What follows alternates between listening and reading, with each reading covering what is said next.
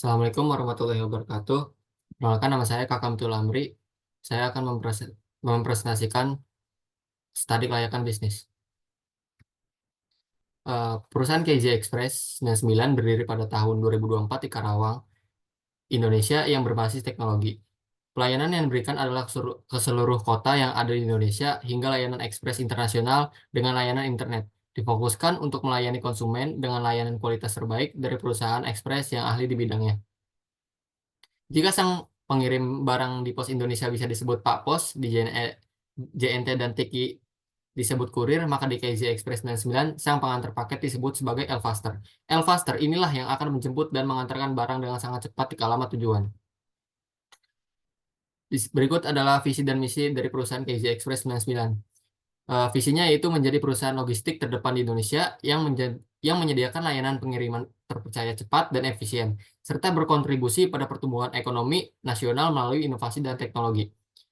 Misinya yaitu KZ Express 99 berkomitmen untuk memberikan layanan pengiriman yang cepat, aman, dan andal dengan memanfaatkan teknologi modern untuk meningkatkan efisiensi dan kemudahan bagi pelanggan. Kami berupaya membangun jaringan logistik yang luas serta menciptakan hubungan yang saling menguntungkan dengan mitra bisnis sehingga menjunjung tinggi profesionalisme, integritas, dan kepuasan pelanggan sebagai prioritas utama.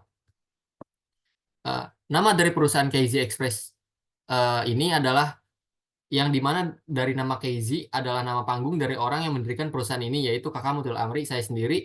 Lalu nama Express adalah nama yang biasa digunakan oleh perusahaan-perusahaan yang bergerak di bidang ekspedisi. Dan yang terakhir adalah angka 99 yang menandakan kontinuitas kesempurnaan. Berikut adalah penjelasan dari saham. Modal dasar KZ Express 99 ini adalah 10M yang dibagi itu 500 lembar saham. Harga saham per lembarnya yaitu 10M dibagi 520 juta. Modal ditempatkan yaitu saham Bella Cantika Putri, 1000 lembar saham dikali 50%. Jadi saham dari Bella Cantika Putri ini adalah sebesar 50%. Jadi 1000 dikali 50% adalah 500. Jadi sahamnya ada 500 lembar. Modal disetor saham Bella Cantika Putri 1000 lembar dikali 50%, 500 lembar. Jadi modal ditempatkannya yaitu 20 juta. Store-nya 20 juta. Peluang pasar. Dalam peluang pasar atau prospek pasar, bisnis KZ Express 99 ini memiliki target paket yang akan dicapai. Jasa yang dikeluarkan dapat dinikmati oleh berbagai kalangan masyarakat, dimulai dari berbagai toko e-commerce. Namun, karena lokasi KZ Express ini berada di perkotaan, maka segmen pasar yang dipilih adalah Shopee, Lazada, dan TikTok Shop. Sebagaimana dijelaskan di next slide. Nah, di sini adalah tabel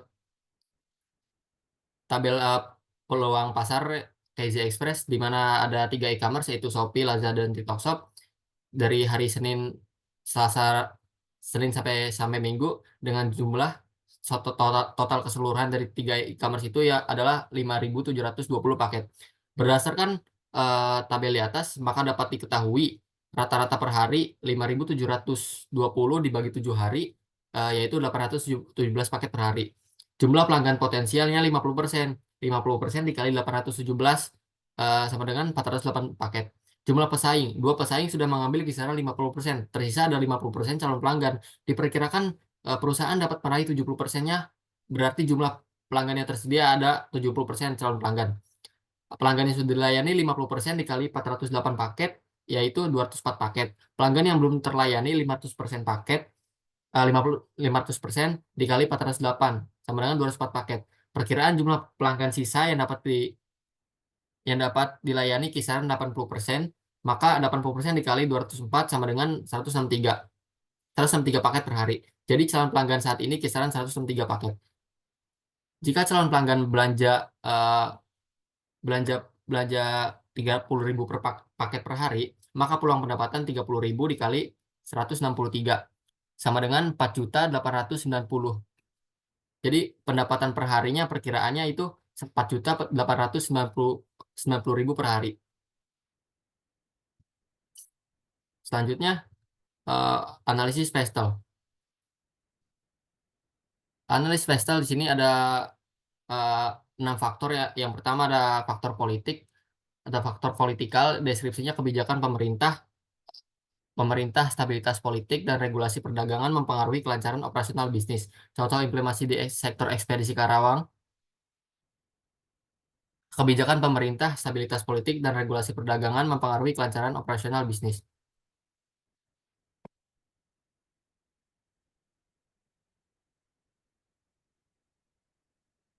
Yang kedua ada faktor ekonomi.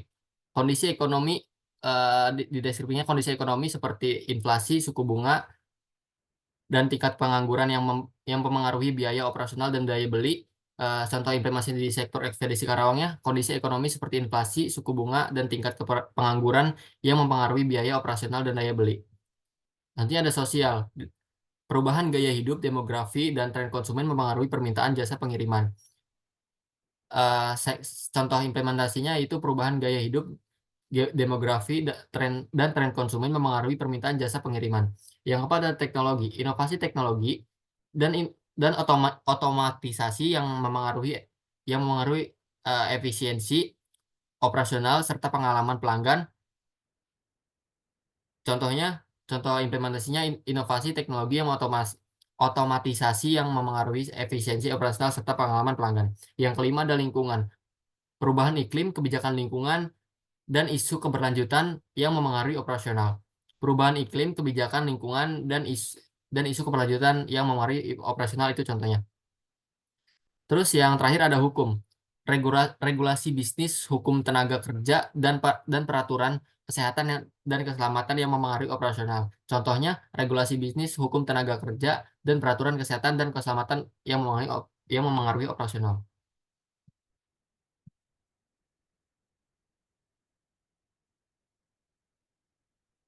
Selanjutnya ada kuantitatif analisis investor. Di sini ada bobot dan skor dampak dan skor tertimbangnya. Di sini bobotnya 100%, politik 20%, ekonomi 30%, sosial 2 sosial 3 sosial 30%,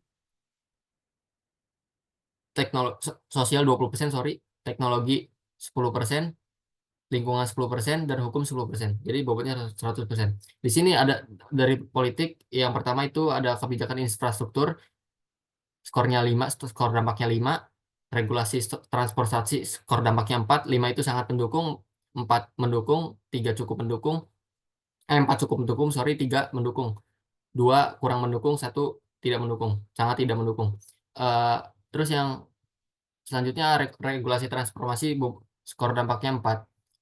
Terus lanjut ke ekonomi, yang pertama pertumbuhan industri, skor dampaknya 4, inflasi dan fluktuasi harga, skor dampaknya 5, pertumbuhan e-commerce, skornya 4, urbanisasi dan mobilitas, skornya 4. Selanjutnya ada teknologi, inovasi pelacakan barang, skornya 5, lingkungan, penggunaan kendaraan ramah lingkungan, skornya 3. Yang terakhir ada hukum, yang terakhir ada hukum, peraturan transportasi, skornya 4, perizinan bisnis, skornya 4. Selanjutnya ada pemilihan lokasi. Ya ini sih pemilihan lokasi berdasarkan nilai. Yang pertama itu akses ke pasar, nilai lokasi yang idealnya 25, ketersediaan bahan baku 25, tenaga kerja 20, tenaga listrik 15, iklim 15, jadi jumlah totalnya 100 nilai lokasi idealnya. Terus lokasi yang pertama itu ada Teluk Jambe Timur, akses ke pasarnya 23, ketersediaan bahan bakunya 22, tenaga kerjanya 18, tenaga listriknya 14, iklimnya 13.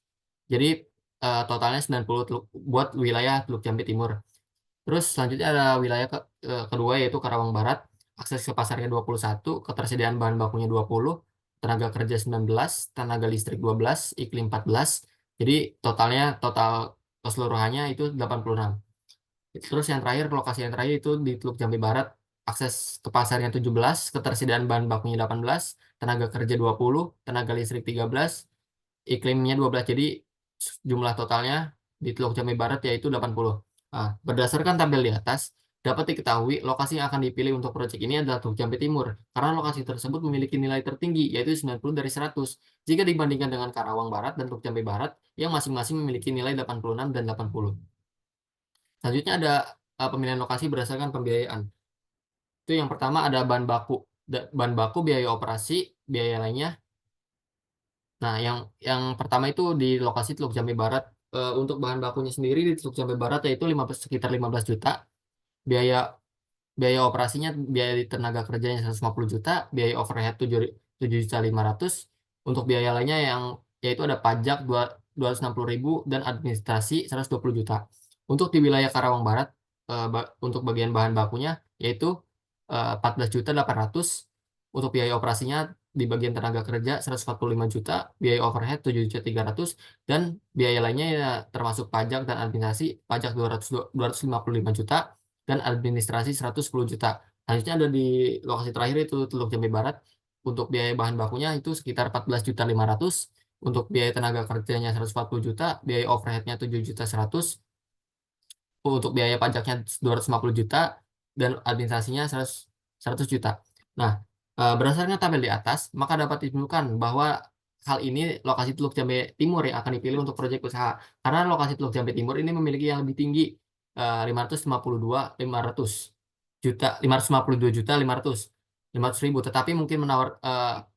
tetapi mungkin menawarkan keuntungan lebih dalam hal akses ke pasar dan stabilitas operasional. Karena disimpulkan bahwa lokasi ini yang dipilih Teluk Jambe Timur, walaupun lebih tinggi, tetapi bisa menawarkan keuntungan lebih dalam hal akses ke pasar dan stabilitas operasional. Selanjutnya yang terakhir ada pemilihan lokasi berdasarkan analisis ekonomi. Yang pertama itu pertumbuhan ekonomi, daya beli konsumen, biaya tenaga kerja, biaya transportasi, akses ke pasar internasional. Eh, Lokasi yang pertama itu Teluk Jambe Timur, untuk pertumbuhan ekonominya sekitar 25 juta, daya beli konsumennya 30 juta, biaya tenaga kerjanya 150 juta, biaya transportasinya 25 juta, dan akses ke pasar internasional 10 juta. Untuk Karawang Barat, pertumbuhan ekonominya 22.500.000, daya beli konsumennya 27.500.000, biaya tenaga kerjanya 140 juta, biaya transportasinya 22 juta, akses ke pasar internasional 8.500.000. Dan yang terakhir untuk Teluk Jambe Barat, ya pertumbuhan ekonominya 20 juta, daya beli konsumennya 25 juta, biaya tenaga kerjanya 135 juta, biaya transportasinya 20 juta, dan yang terakhir akses ke pasar internasional 7.500.000.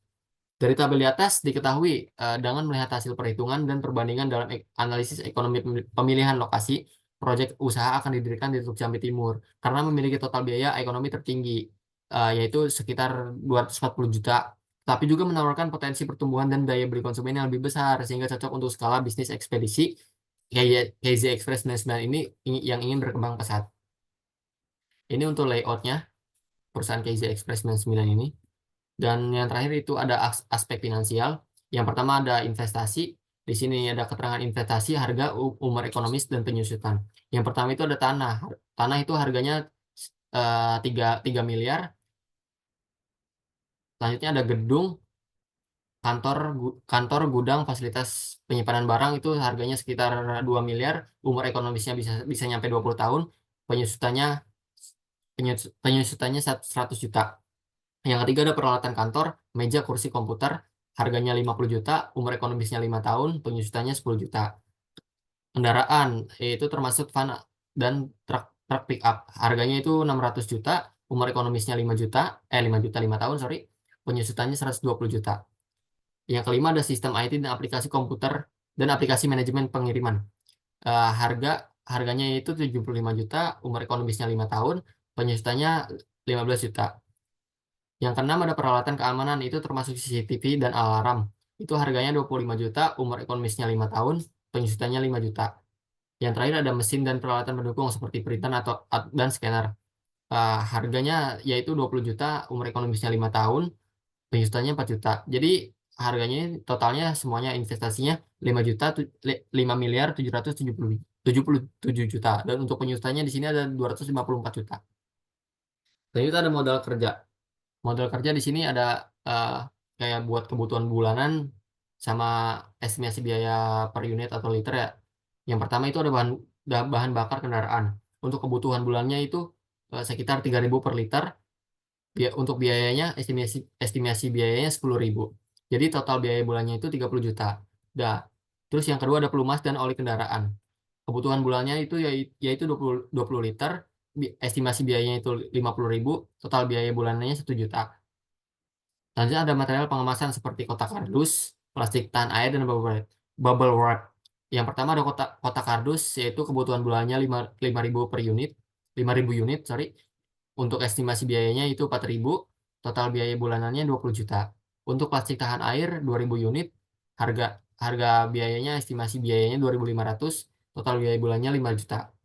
Untuk bubble wrap sendiri di sini ada kebutuhan bulannya 2.000 liter, 2.000 meter, sorry. Estimasi biaya per unit atau liternya 5.000, total biaya bulannya 10 juta. Selanjutnya ada alat tulis kontraktor atau ATK, total biaya bulanannya yaitu 2 juta. Yang terakhir ada air dan listrik, total biaya bulanannya 5 juta. Jadi untuk modal kerja ini keseluruhan total biayanya yaitu untuk 5 modal ini 73 juta.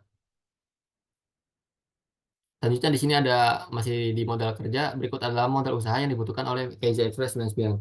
Untuk biaya prainvestasinya di sini sendiri ada 120 juta. Untuk biaya investasinya yang tadi, biaya di sini yang membedakan ada biaya operasional. Biaya operasionalnya sendiri di sini ada 73 juta dan biaya lainnya 380 juta. Biaya lainnya ini diambil dari biaya pajak dan biaya administrasi. Selanjutnya ada cash outflow atau cash outflow dikurangi cost of capital. Nah, di sini ada penyusutan rumusnya itu investasi dibagi umur ekonomis. Investasi kita yang di awal itu yang saya sebutin tadi 10M di eh, dibagi umur ekonomis perusahaan KZS di sini sekitar 10 tahun. Jadi yaitu 10M dibagi 10 yaitu jadi 1M. Sehingga estimasi laporan laba ruginya sebagai berikut. Pendapatan 1M 760 juta, biaya yang keluar total biaya 453 juta. eh, untuk penyusutannya di sini 1M. Jadi pendapatan pendapatan ditambah penyusutan, jadi 1M 760 juta itu ditambah 453. Salah salah, sorry. Untuk di sini total biaya ditambah penyusutan 453 juta itu ditambah penyusutan 1M, jadi 1M 453 dikurangi laba sebelum pajak EBIT. Laba sebelum pajak EBIT di sini sendiri ada 300 juta. Jadi 1M 453 dikurangi 300 dikurangi 307 jadinya 153 juta. 153 juta ini adalah pajak yang 50% itu. Terus ya ada laba setelah pajak atau EAT itu 154 juta. Itu didapatnya dari 307 dari laba sebelum pajak dikurangi pajak 50%.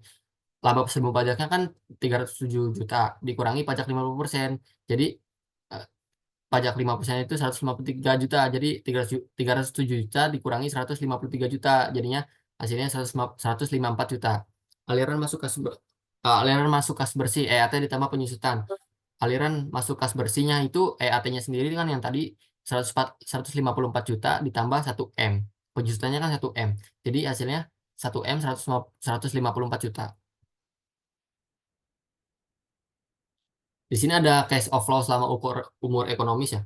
Nah, di sini eh, jadi saya ngambilnya total ininya 10 tahun. Jadi ada tahun 2024 sampai tahun 2033. Total EAT-nya di sini ada 1M 786 juta 246 ribu. Untuk profitnya di sini ada 11M 574 juta 246 ribu. Ini ada PV of proceed-nya. Selanjutnya ada payback period. Yang terakhir ada payback period. Di sini ada profit dan profit laba. Jadi yang tadi yang sebelumnya yang ini yang EAT sama profitnya diambil.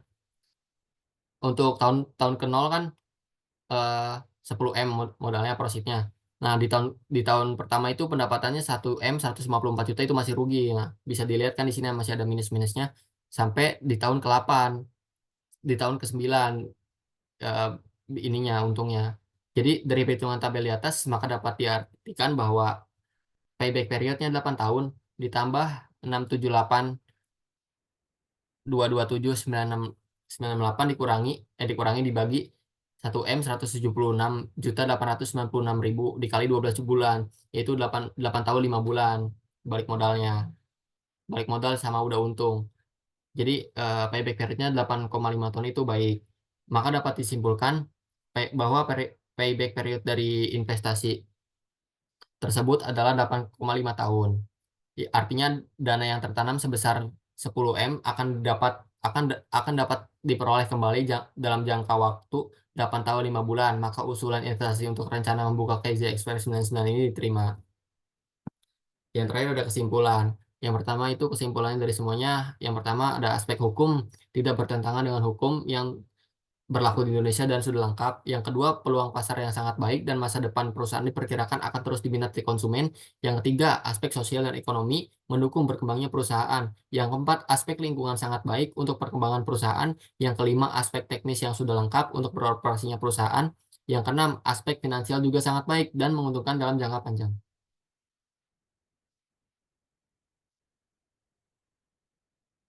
Terima kasih sebelumnya. Ada yang ingin ditanyakan?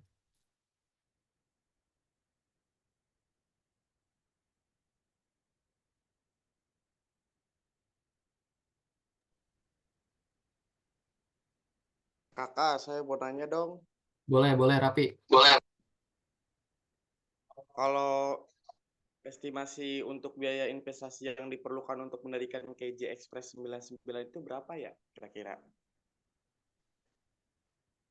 Mau langsung jawab bagaimana, Rapi? Boleh yang lain dulu, biar disatuin aja. Barangkali yang lain ada yang ingin bertanya. Saya ingin bertanya, Kak. Boleh, Dap. Perkenalkan, nama saya Davan Effendi. Saya ingin bertanya, mengapa lokasi Teluk Jambe Timur dipilih sebagai lokasi proyek usaha KZ Express 99? Oke, terima kasih. Eh, Mungkin saya akan menjawab dari Kang Rapi dulu ya. Baik, Kang Rapi, pertanyaannya di sini tadi berapa estimasi biaya investasi ya yang diperlukan untuk mendirikan KZ Express ini?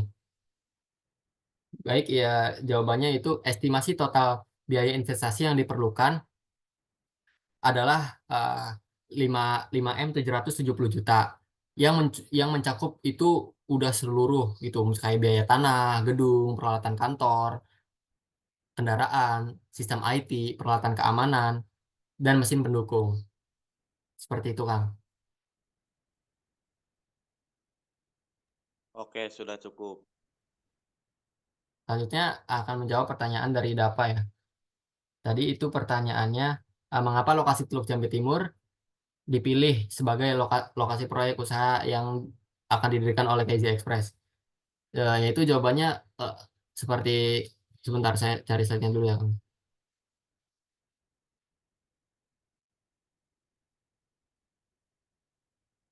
Hmm, kan dari berdasarkan nilai itu udah di sini ada yang berdasarkan nilai yang dipilih Teluk Jambe Timur, yang berdasarkan pembiayaannya yang dipilih juga Teluk Jambe Timur, yang berdasarkan analisis ekonomi juga itu yang dipilih adalah Teluk Jambe Timur.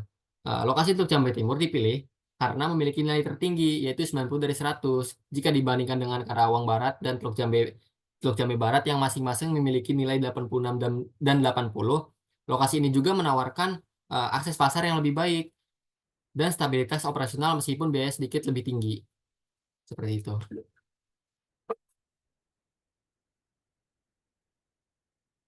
Cukup, Kang? Cukup, Kak. Ya, terima kasih. Baik, saya tutup saja. Sekian presentasi dari saya. Kurang lebihnya mohon dimaafkan. Wabillahi taufiq walhidayah. Wassalamualaikum warahmatullahi wabarakatuh.